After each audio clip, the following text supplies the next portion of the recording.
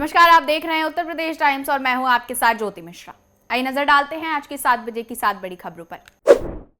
देश में bulldozer action काफी विवादों में रहा है। अब इसी मामले पर सुप्रीम कोर्ट ने सुनवाई करते हुए बुलडोजर एक्शन पर रोक लगा दी है। सुप्रीम कोर्ट ने साफ शब्दों में कहा है कि महज आरोप के आधार पर घर नहीं गिराया जा सकता। अदालत ने कहा कि किसी व्यक्ति का घर केवल इसलिए नहीं गिराया जा सकता कि उस पर कोई आरोप लगा है।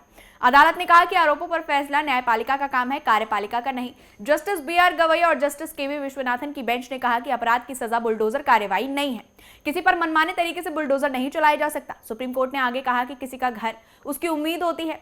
Justice B R. गवई ने कहा कि हर किसी का सपना होता है कि उसका आश्रय कभी न छीने और हर घर का सपना होता है कि उसके पास आश्रय हो। सुप्रीम कोर्ट ने कहा कि बिना किसी कारण बताओ नोटिस के कोई मकान नहीं गिराया जाना चाहिए। कम से कम 15 दिनों का वक्त देना चाहिए। नोटिस रजिस्टर्ड पोस्ट से भेजा जाना चाहिए और मकान के बाहर इसको चस्पा किया जाना चाहिए।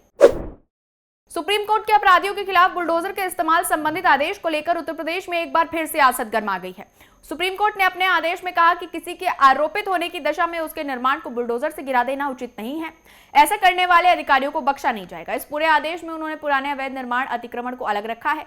आदेश के आने के बाद समाजवादी पार्टी और भारतीय जनता पार्टी की ओर से अलग अलग रुख स्पष्ट किए गए हैं। समाजवादी पार्टी के राष्ट्रीय प्रवक्ता अमीक जामई का कहना है कि बुलडोजर प्रथा के जरिए आमतौर से मुसलमान को ही निशाना बनाया गया, जिसमें उनके घर और संपत्ति पर निशाना साधा गया था।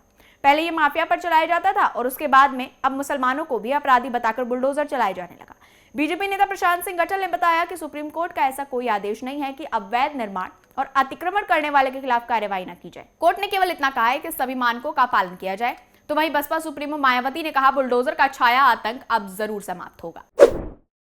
उत्तर प्रदेश लोक सेवा आयोग यूपीपीएससी के सामने बुधवार को दोपहर करीब 1:30 बजे प्रतियोगी छात्र और पुलिस में झड़प हो गई। स्थिति मारपीट और हाथापाई तक पहुंच गई। इससे हलचल मच गई। छात्रों में उग्र रुख देखते हुए मौके पर भारी पुलिस फोर्स को बुलाया गया। मामला उस समय बिगड़ा जब आयोग के पास टीबी स्प्रू रोड पर लगे बैरिकेडिंग के बीच से होकर छात्र यूपीपीएससी गेट की तरफ आ रहे थे। यहाँ पर तैनात पुलिसकर्मियों छात्रों पर बाहरी होने का शक जताते हुए आईटी प्रूफ मांग लिया। इसको लेकर छात्र उग्र हो गए और पुलिसकर्मियों से भिड़ गए। इससे स्थिति बिगड़ गई। छात्रों और पुलिस में काफी देर तक झड़प और नोकझोंक हुई। यूपी लोक सेवा आयोग की भर्ती परीक्षाओं को लेकर प्रतियोगी छात्रों के विरोध प्रदर्शन मामले में पुलिस ने एक्शन लिया। पुलिस ने विरोध प्रदर्शन में शामिल 2 नामजद और कई अन्य युवाओं के खिलाफ एफआईआर दर्ज कर ली है। इसके अलावा कोचिंग की लाइब्रेरी बंद करा रहे 11 छात्रों को भी कैंट थाना पुलिस ने हिरासत में लिया है। सिविल लाइंस थाने में बीएनएस 2023 की कई धाराओं और लोक संपत्ति क्षति निवारण अधिनियम 3(5) के तहत एफआईआर दर्ज की गई। लोक सेवा आयोग चौकी प्रभारी सब इंस्पेक्टर कृष्ण मुरारी चौरसिया की ओर से एफआईआर दर्ज कराई गई है। आरोप ये है कि उन्होंने प्रदर्शनकारियों के बीच पहुंचकर आयोग के गेट नंबर 2 के बाहर नगर निगम के होर्डिंग फाड़ने की कोशिश की। उत्तर प्रदेश के प्रयागराज में अभ्यर्थियों का उत्तर प्रदेश लोक सेवा आयोग कार्यकाल के बाहर विरोध प्रदर्शन लगातार तीसरे दिन जारी है। अभ्यर्थियों के धरने को आज तीसरे दिन है। वो मांग कर रहे हैं कि पीसीएस और आरओ-एआरओ परीक्षाएं एक दिन और एक शिफ्ट में आयोजित की जाए। रैपिड एक्शन फोर्स और पुलिस के जवान मौके पर मौजूद हैं। इससे पहले प्रयागराज में धरना स्थल पर मंगलवार को ड्रम और नगाड़ों के शोर में ये नारा गूंजता रहा, जुड़ेंगे और जीतेंगे भी। अभ्यर्थियों की नॉर्मलाइजेशन के खिलाफ आयोग पर तंज कसते हुए पोस्टर के जरिए पदों की रेट लिस्ट भी जारी की। धरना स्थल पर सुबह 11 बजे तक फिर से हजारों की संख्या में अभ्यर्थी पहुंचे। अभ्यर्थियों को अलग अलग जत्था अपने अपने अंदाज में पहुंचा। कोई ढोल नगाड़ों के साथ तो कोई नाचते गाते पहुंचा, तो किसी सांकेतिक रूप से कोई शव यात्रा लेकर पहुंचा। आयोग के सामने दिन भर ढोल और नगाड़ों का शोर रहा। अभ्यर्थियों ने कहा कि ना तो सोएंगे और ना ही सोने देंगे। प्रदर्शन कर रहे छात्रों ने यूपीपीएससी की दीवार पर लीक सेवा आयोग, भ्रष्ट सेवा आयोग लिखकर अपना विरोध जताया। इसके साथ ही छात्र नारेबाजी भी करते नजर आए। यूपी के मुख्यमंत्री योगी आदित्यनाथ बुधवार को महाराष्ट्र दौरे पर रहे। महाराष्ट्र में सीएम योगी की रही धुआंधार रैली। सीएम ने 3 जनसभाओं को किया संबोधित। कांजा, उल्लासनगर और मीरा भाईंदर में सीएम योगी की जनसभा रही। इस दौरान उन्होंने विपक्ष पर जमकर निशाना साधा और कहा महानाड़ी गठबंधन मुस्लिम तुष्टिकरण की राह पर चलकर देश की अपूर्णीय क्षति करना चाहता है। कांग्रेस को हिंदू भावनाओं की चिंता नहीं है। विपक्ष की नीयत साफ नहीं है। वो तुष्टिकरण की राजनीति करते हैं। महाआघाड़ी की सीट पर कौन बैठेगा उन्हें पता ही नहीं है। महाआघाड़ी के पास स्टीयरिंग ही नहीं है। बीजेपी सरकार में देश की सीमाएं सुरक्षित हैं। विपक्ष मुस्लिम तुष्टिकरण करता है, सावधान रहें। सीएम योगी ने आगे कहा ये नया भारत है, छेड़ता नहीं है और कोई छेड़ता है तो छोड़ता नहीं है। इस दौरान सीएम योगी ने अपना नारा फिर से दोहराया और कहा बटेंगे तो कटेंगे, एक रहेंगे तो नेक रहेंगे। समाजवादी पार्टी अध्यक्ष और पूर्व मुख्यमंत्री अखिलेश यादव ने सुप्रीम कोर्ट की बुलडोजर एक्शन पर आए फैसले का स्वागत किया और योगी सरकार पर निशाना साधा।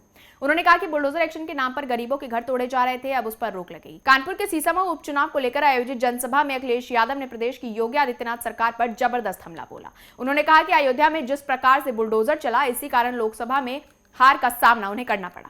मिल्कीपुर विधानसभा सीट पर उपचुनाव को रोका गया। अखिलेश यादव ने प्रयागराज में चल रहे विद्यार्थियों के प्रदर्शन के मसले को भी जोरदार तरीके से उठाया। उन्होंने कहा कि जो लोग रोजगार नहीं दे सकते वो छात्रों को परेशान करने में लगे हुए हैं। अखिलेश ने भाजपा पर जोरदार हमला करते हुए कहा कि गलत क्वेश्चन पेपर बनाने वालों से लेकर प्रश्न पत्र छापने वाले कोई और नहीं, बीजेपी वाले हैं। परीक्षा की तारीख से लेकर परीक्षा रद्द करवाने वाले तक भाजपा के लोग ही हैं। उत्तर प्रदेश में 20 नवंबर को 9 विधानसभा सीटों पर उपचुनाव होना है। इस दौरान राज्य में राजनीतिक माहौल गरमाया हुआ है। सभी पार्टियां प्रचार में जुटी हैं।